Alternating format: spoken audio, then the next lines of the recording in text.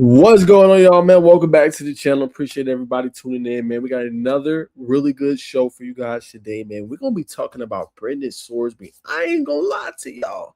It's gotten pretty crazy what's going on in this current situation. And we heard another development yesterday about Brendan Sorsby and how much he's wagered so far in his career, including Indiana football, basketball, Cincinnati football, and basketball as well. And the number is pretty crazy. Y'all seen it on the thumbnail, what I'm talking about. Right? And Texas Tech is only lobbying for a 2-game suspension. Now, again, I get how pervasive it is in college athletics right now, sports betting, all that good stuff, but it is pretty crazy. And NCAA is standing pat on how they feel, and they don't feel like anybody that's betting on their own team should ever see the field again in college athletics. It's a pretty crazy situation, but the current number right now for, obviously, Brendan Sorsby, he's betted $90,000.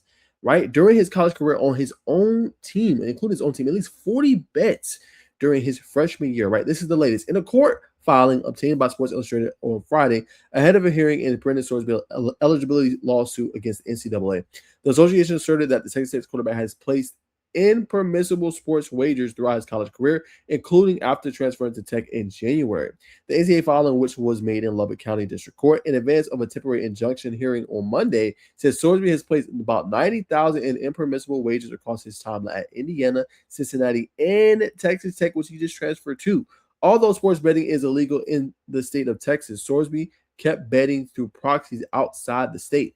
Plaintiffs sent money, approximately $5,000 through Venmo or Zelle, to individuals who placed bets on his behalf using prediction applications such as Underdog, PrizePicks, and Chalkboard. The filing says that came after signing a form on January 13th at Tech, confirming that he understood the NCAA wagering rules. The NCAA has ruled Sorsby ineligible for 2026 season. He is suing to regain at least partial eligibility, offering to accept a 2-game suspension. NCAA rules are stacked against Sorsby, with the filing noting a clear, bright-line rule prohibiting student athletes from any form of wagering on sports in which the NCAA sponsored a championship event. The filing also clears up one area of speculation about the source of the original information on Sorsby wagering. The NCAA says it was tipped off by a sports book after it had been informed by law enforcement. Speculation about the tipster has centered on the quarterback's 2 previous schools. The Friday night filing also noted that SI reported earlier this month Texas Tech voted last fall to rescind NCAA legislation that would have allowed more permissible wagering for athletes. In a statement Monday, Texas President Lawrence S. asserted that the NCAA bylaws governing Brendan's case have not adapted to the era of widespread legalized sports betting that this generation of college athletes now has to navigate. Yet, S and Tech voted against more permissive legislation in November. By his own admission, Sorsby gambled on his own team's games during his freshman year at Indiana, an NCAA violation that has uniformly resulted in a permanent loss of eligibility. The filing says Sorsby placed at least 40 bets on Indiana football over a span of just 8 games. That is pretty insane when we talk about Brendan Sorsby and all the latest that's going on, obviously, with him. Now, what's my stance on this? $90,000, y'all, I ain't gonna lie, is a lot. And for me, obviously, he just went through the rehab. We talked about that previously on the channel. But has he really learned a lesson from it? Yeah, there's a little bit of hypocrisy in there, too, with the NCAA kind of having their own agendas and things they have going on as well. But $90K, and it feels like he was still betting and now obviously placing bets, having other people place bets for him, is obviously very interesting as well. Okay, so Ross Dellinger has a little bit more on this situation. Okay, so let's talk to him just a little bit. Make sure I have this pulled up the correct way. Okay, so it says in a filing today, NCAA requests the judge in Monday's hearing to deny Brendan Sorsby eligibility as it would have destabilizing ramifications by making the NCAA the first and only major sports league in America to allow an athlete to compete after betting on his own games. Okay, so that is what he wrote there. He said, notable, Sorsby's gambling activity was first disclosed to the NCAA through information provided by a sportsbook, which we talked about earlier, which was in turn informed by law enforcement, right? The next update, as well as we talked about just a few seconds ago, Sorsby sent money to people out of state so he could continue to bet. We talked about the $5,000 in the hearing after transferring to Texas Tech this year, which is another violation. After the Red Raiders spent millions on acquiring Sorsby in the transfer portal, he will never play for them. There it is right there, right? The pretty much the nail in the head. And I feel like Sorsby is in a thorny situation. I don't feel like there is no coming back from this from Sorsby, right? You bet it on your own team while you was a freshman, right? You continue to do so on with Cincinnati, and you even placed bets when you was on Texas Tech. Now, that was before he entered rehab, but at that point, it's like it never stopped. It kept going and it kept going, right? And some people be like, well, nah, this is our helpless bets. But when you bet on your own team, right, that's not a good look. One and two, you gotta think about the precedent this sets. If the NCAA allows him to play again, right, this is a situation essentially where, oh, well, NCAA is one of the first leagues that allows you to do this, right?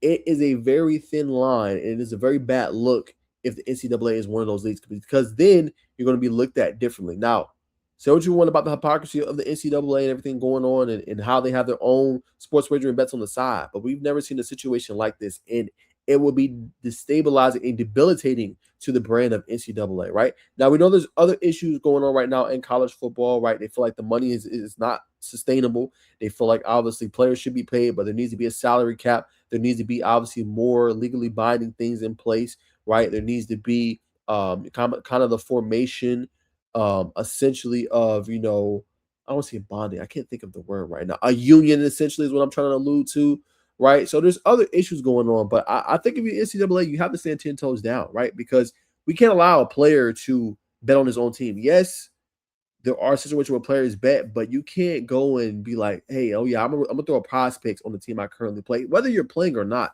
it doesn't set a good precedent of what you're trying to do as a league, as an organization, as a brand. So I think Sorsby in a tough situation. I don't really see him playing ever again. Now maybe I'm wrong, but seeing the 90,000 he bet, seeing he continued to place bets, and seeing that he had other people bet for him, which is another violation. That is not a good look. He was already in the thorny. We'll see if we can get through it, but it doesn't look too good for Sorsby, who has a court hearing coming up here, I think, in the next few days, right? So I think like I said, I think it's a cautionary tale of be careful what you do, be careful how you conduct yourself. And like I said, there needs to be kind of a more stand pat firm of what players can and can't do. Like when I say that, an update of policy, right? If NCAA is going to stay on business with that, cool. There needs to be an update of, hey, players, hey, you cannot bet while you're a college athlete, right? You cannot bet at all. I don't care what prize picks, any of that stuff. You can't do it. Now, if you are a player and you're no longer playing in the league, and obviously you're no longer in the NFL or whatever it may be, professional leagues, you decided to retire. That's a different ball game in its totality. But if you were an active player on a roster, whether you played or not, that is not a good look of placing bets on your team, right? Because then oh, this player might do more because I know him. It's just not a good look, right? So I know Paul Finebaum talked about this. He's obviously called this out, said the NCAA is wrong. It's hypocrisy. But for Sorsby, I don't think he might not ever play again. And I don't think the NCAA wants that on their hands in a situation where, yeah, you can place bets as a player on your own team. Now, we've seen injunctions. We've seen these players go to state legislatures to get more eligibility and things like that. But if you're NCAA, you got to stand 10 toes down and you can't allow it. I hate to say it. So I don't think we'll ever see Brendan Sorsby play. I think he kind of did this to himself. And yes, he went through the rehab. Yes, he's suing. But at the end of the day, brother, you kind of put yourself in that predicament, the situation. And don't look like even from it, obviously before your rehab, you continue to place bets. So there's no real lesson before that I was learning to afterwards. So thorny situation. I know NCAA does have their own like things going on with different sports betting companies. But as I said, moving forward, they need to update the policy, what works, what doesn't work, and going forward to kind of like not allow this to happen again. But again, you can't control what players do, but there needs to be a fine line of what is said of what you can and can't do for players. And if you're a player, don't even put yourself in the situation. It's nothing wrong with bets, but don't do it while you're playing for the team. You know what I'm saying? Wait until after you're done. Wait until after your playing career is over. And I get it. NCAA is doing good because then you have, oh, well, this player wagered. He played a certain way so he could hit his wager, right? He played this way so he fixed the game. You don't need that on your hands for any professional sports league or any sports league in general. That is a bad look. You know what I'm saying? So you don't need to set the precedent of that, allowing that to happen. And oh yeah, only 2 games. We'll throw a little slap on the wrist. No, you have to stand 10 toes down and definite suspension. You can never play again to show we're not allowing this, right? This will not be a thing that we see in our league, right? Regardless of whatever we have going on with sports bets and leagues, you can't do it.